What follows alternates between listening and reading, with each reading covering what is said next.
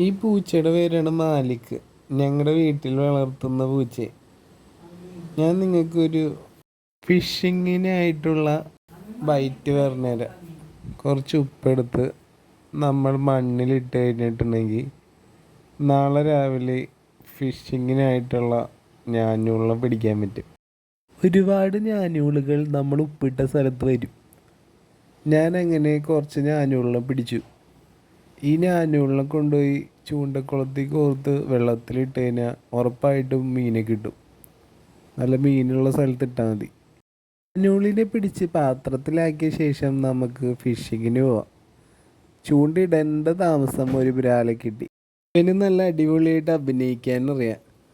ചത്തോല അനങ്ങാതെ കിടക്കും. നമ്മൾ പിടിക്കാൻ ചെല്ലുമ്പോൾ അവൻ ഓടിക്കളയും.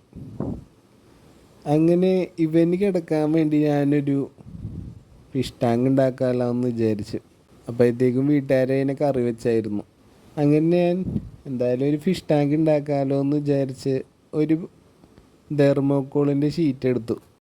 തെർമോക്കോളിൻ്റെ ഷീറ്റിനേലും നല്ലത് ചില്ല് ഗ്ലാസ്സാണ്.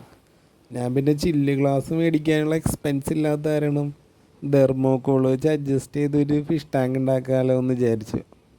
ഇതിനാകെ ചിലവായത് 35 രൂപയാണ് ഈ ഒരു ഷീറ്റ് മേടിക്കാൻ. 10 രൂപയ്ക്കൊരു ഫെവിക്കോൾ മേടിച്ച് ഒട്ടിക്കാൻ തുടങ്ങി. ഈ തെർമോക്കോള് 3 കഷ്ണങ്ങളായിട്ട് മുറിക്കണം. കറക്റ്റ് ഒരു നൂലെടുത്ത് ആദ്യം ഇതിൻ്റെ നീളം അളക്കണം. ആ നൂല് മടക്കി രണ്ടാക്കി 2 കഷ്ണം ആക്കണം. അങ്ങനെ ആ നൂല് മടക്കിയ നൂല് ഒന്നും കൂടി മടക്കി കഴിഞ്ഞാൽ 3 കഷ്ണം കറക്റ്റായിട്ട് നമുക്ക് എടുക്കാൻ പറ്റും.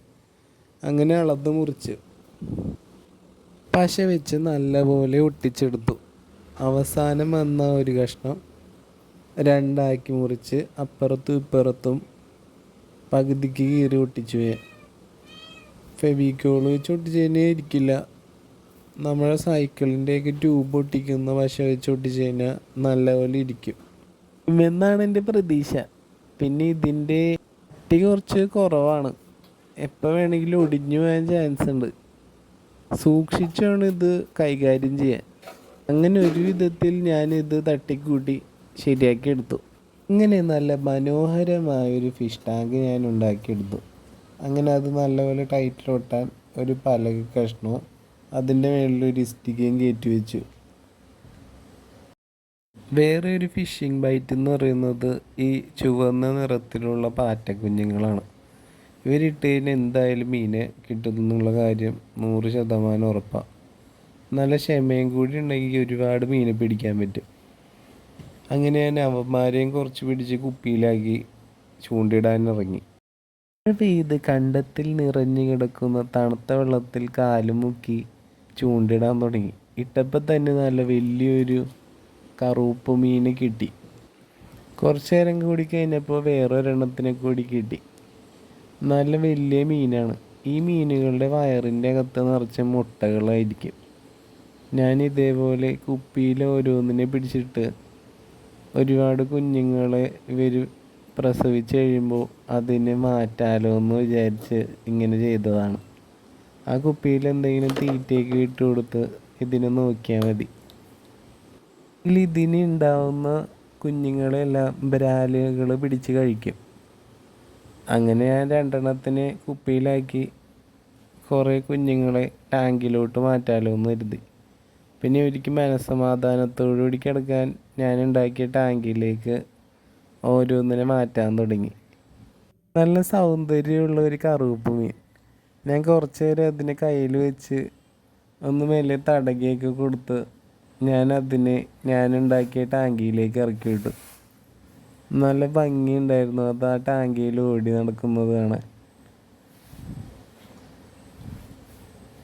ഇതിൽ കുറച്ച് വെള്ളാരെങ്കിലും കൂടി ഇട്ട് കഴിഞ്ഞാൽ നല്ല രസമായിരിക്കും. അങ്ങനെ ഈ മനോഹരമായ പകുതി സ്വർണ്ണ നിറമുള്ള മീനെ ഞാൻ ആ ടാങ്കിയിലേക്ക് മെല്ലെ ഇറക്കി വിട്ടു.